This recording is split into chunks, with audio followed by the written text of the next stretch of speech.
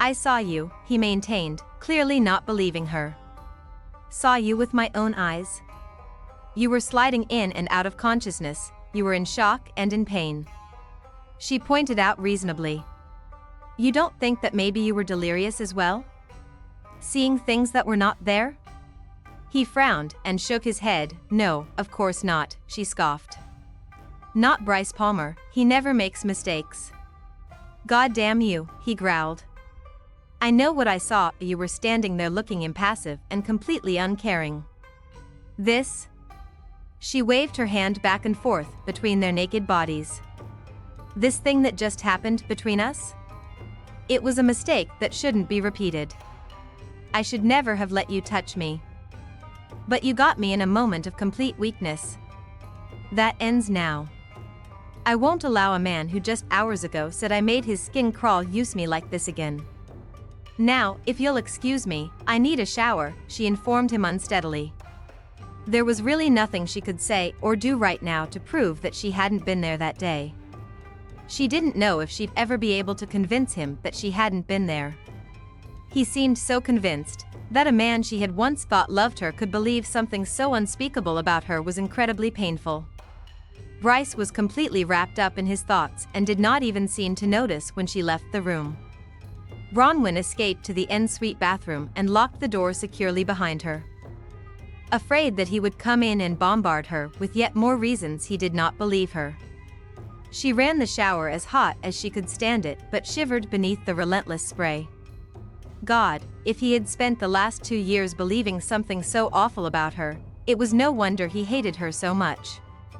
It was an obstacle that could not easily be overcome because he had it firmly in his head that she had betrayed him in the worst possible way by leaving him literally broken and bleeding. She knew how her stubborn ass of a husband's mind worked.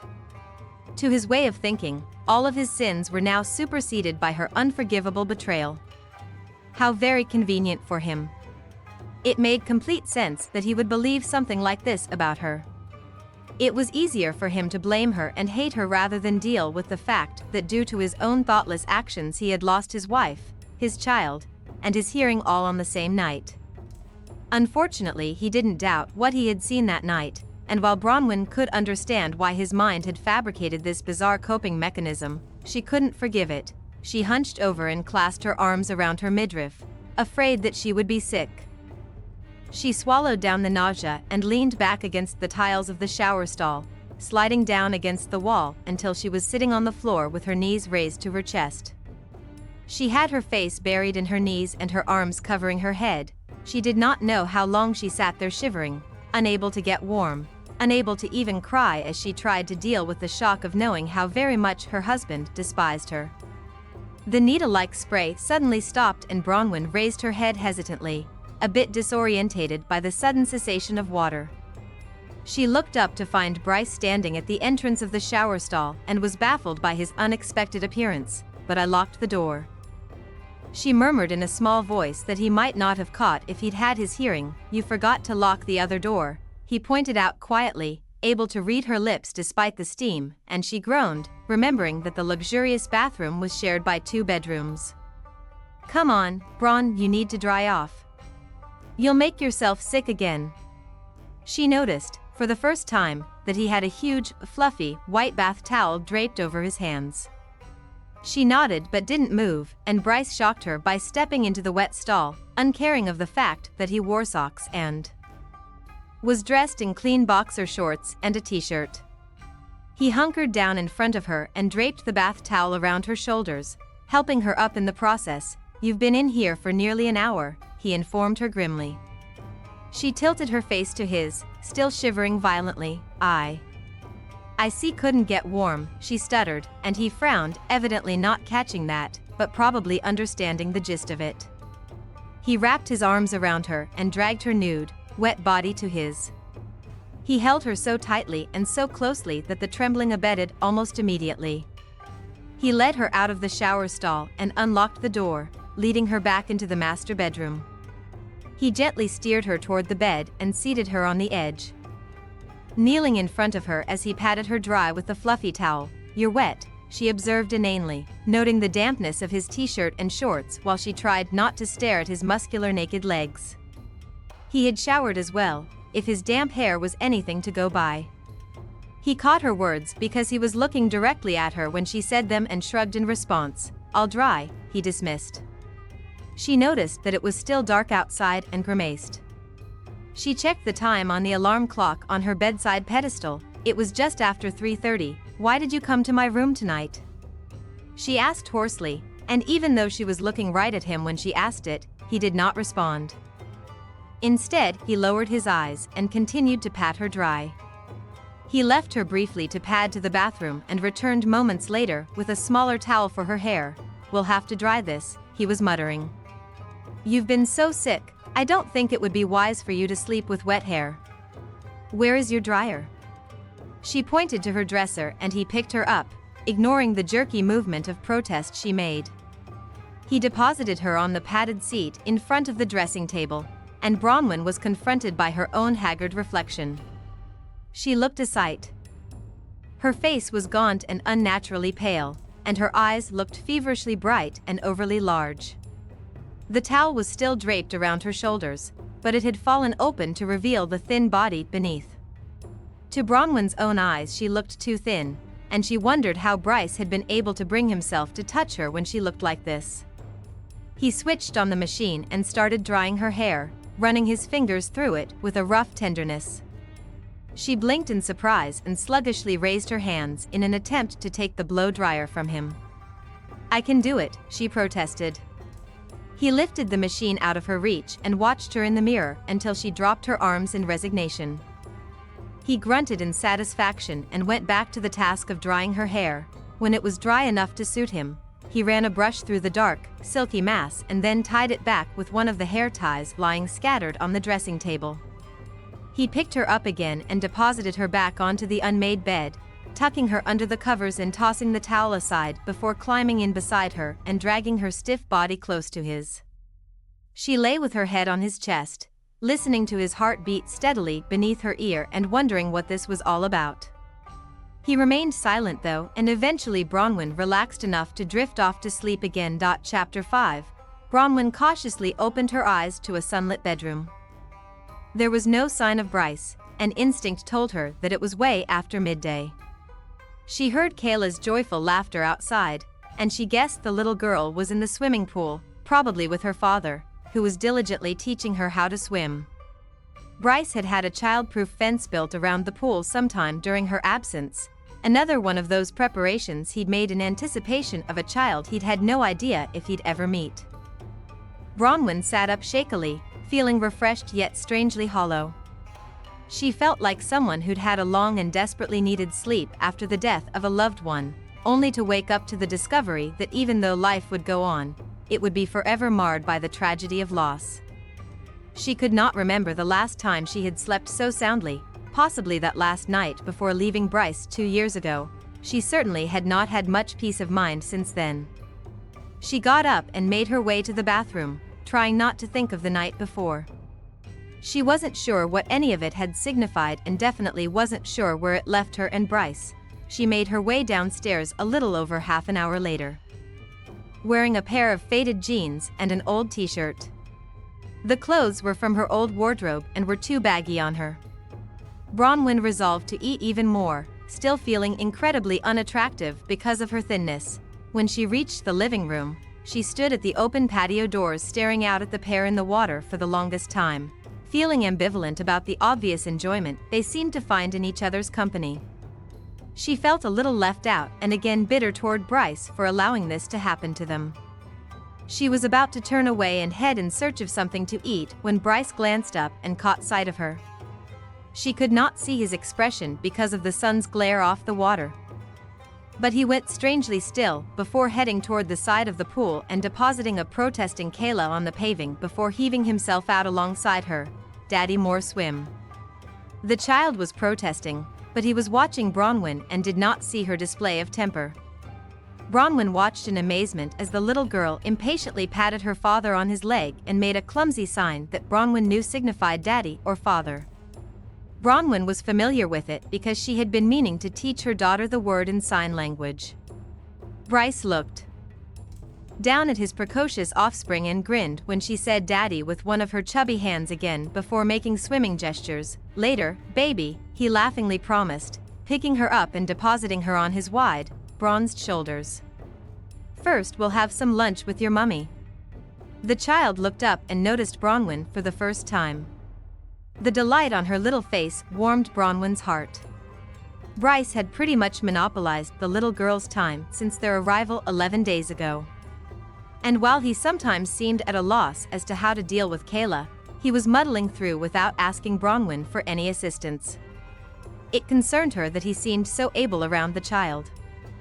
She worried that he might start to wonder why he needed Bronwyn around at all.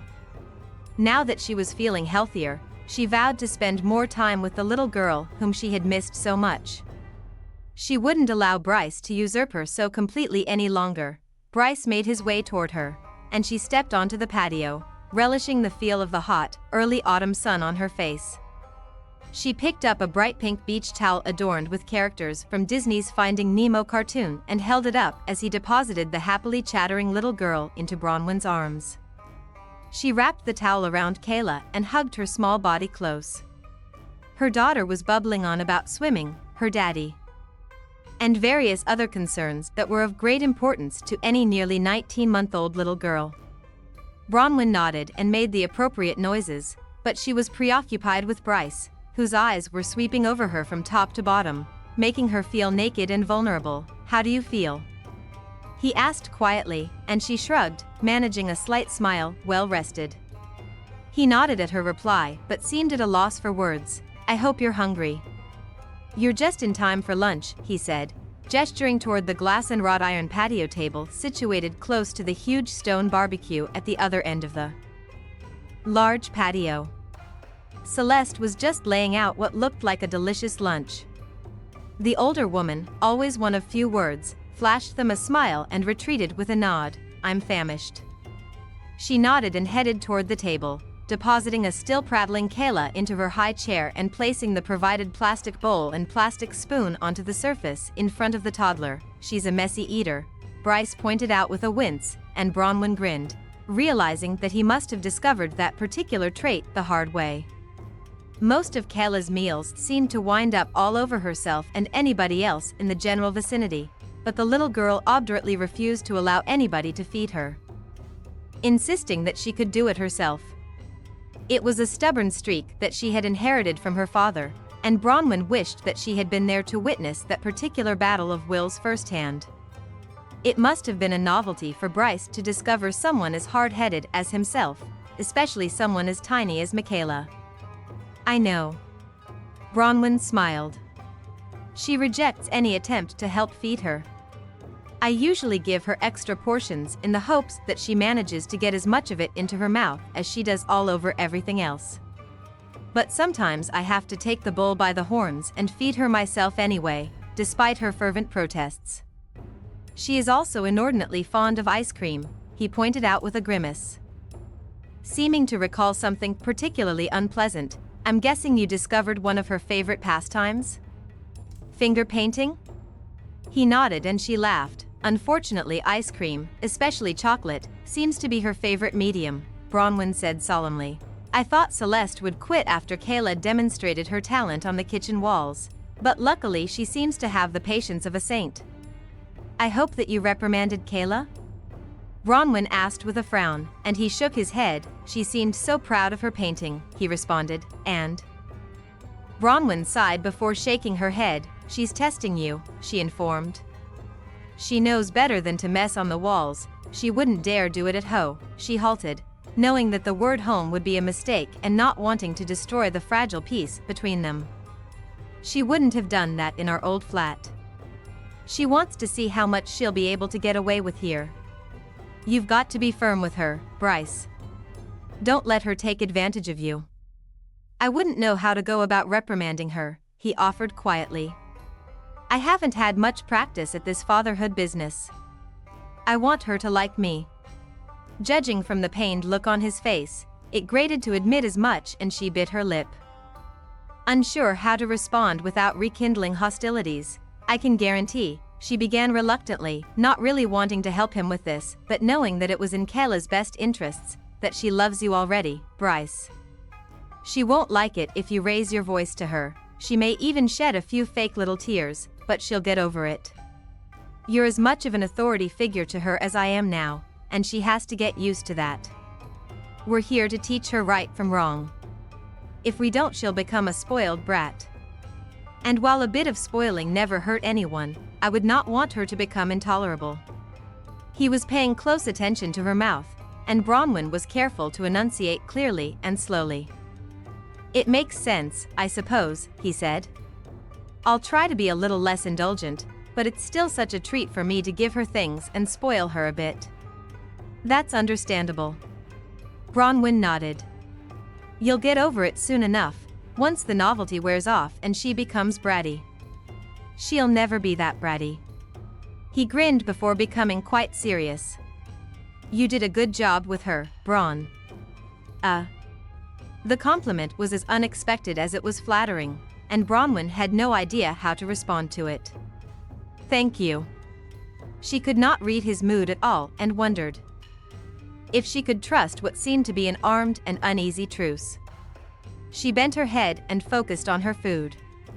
The cook had prepared a light lunch of crispy fried filleted hake, a delicious Cape game fish, herbed baby potatoes, and steamed fresh vegetables. Her mouth fairly watered at the sight of it. She checked Kayla's bowl and was gratified to note that the little girl's vegetables had been mashed into manageable chunks. Kayla had already started digging in with her chubby little fingers, and Bryce groaned when she proceeded to lift her fist to her mouth and suck the food off it. Mummy. She picked up a piece of fish between two grubby fingers and held it up to her mother. Nice. Mummy, I already have food, Kayla. See? She pointed out, lifting a fork with some fish speared onto the tines. Kayla dropped the fish back into her bowl and lifted her plastic spoon and attempted to imitate her mother. When the fish kept falling back into the bowl, she glared and tossed the spoon aside in frustration before resorting to using her hands again. Bronwyn put aside her own utensils and lifted the plastic spoon, firmly placing it back into her daughter's hands. Use the spoon, Michaela, she ordered firmly, but the little girl shook her head mutinously. No poon, Mummy, the child protested, tossing it aside again the moment her mother let her hand go. Kayla. I'm not going to tell you again, Bronwyn warned, picking the spoon up and wrapping the child's stubborn fingers around it. Bryce watched the little power play unfold in fascination.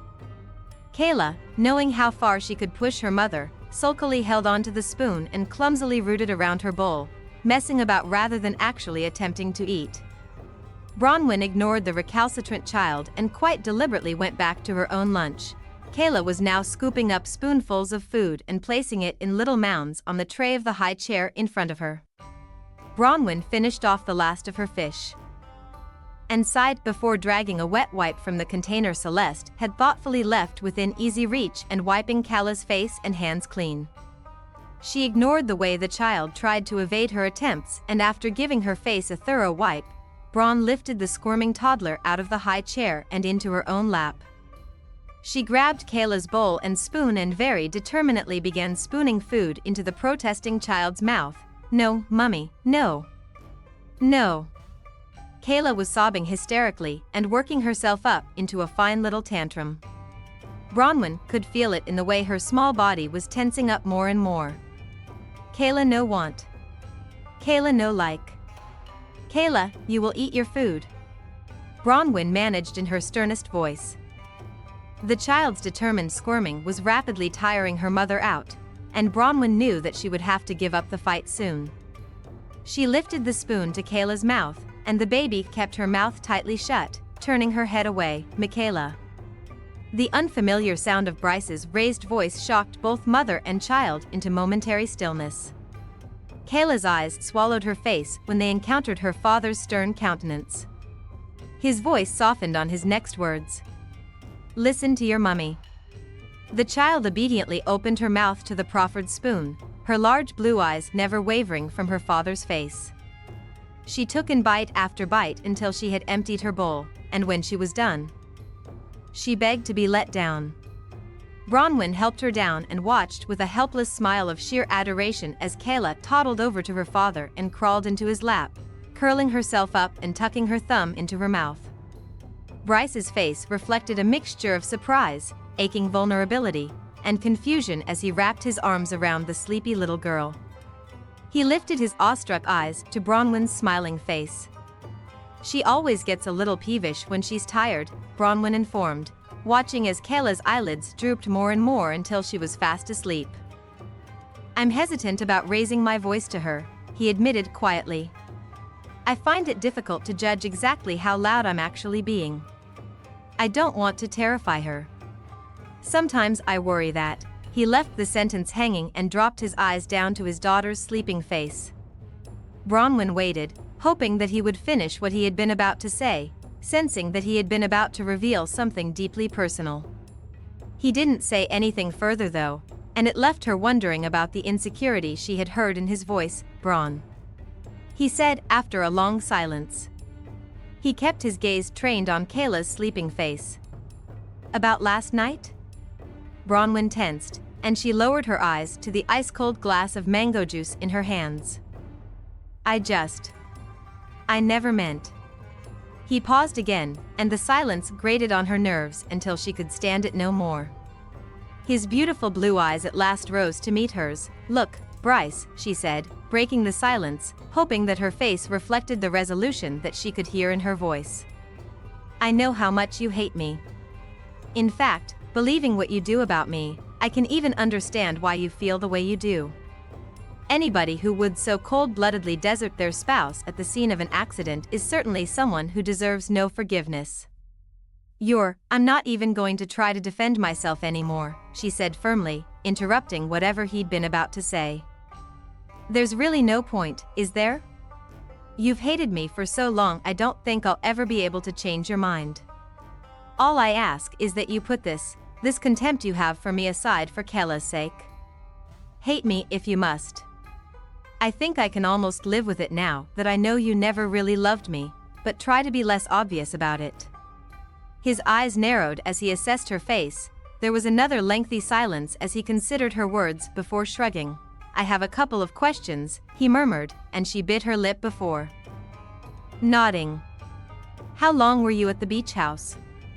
Whatever she had expected, that certainly wasn't it. She blinked a couple of times before shrugging. "A couple of weeks," she managed softly. "So, if your story is to be believed," she resisted the overwhelming urge to reach over and slap him for the blatant sarcasm in his voice. "You went there directly after leaving here, to wait for me, right? Why don't we just agree to let this matter go?" she asked, not in the mood to defend herself against any more of his crazy accusations. "No." He shrugged her request aside nonchalantly.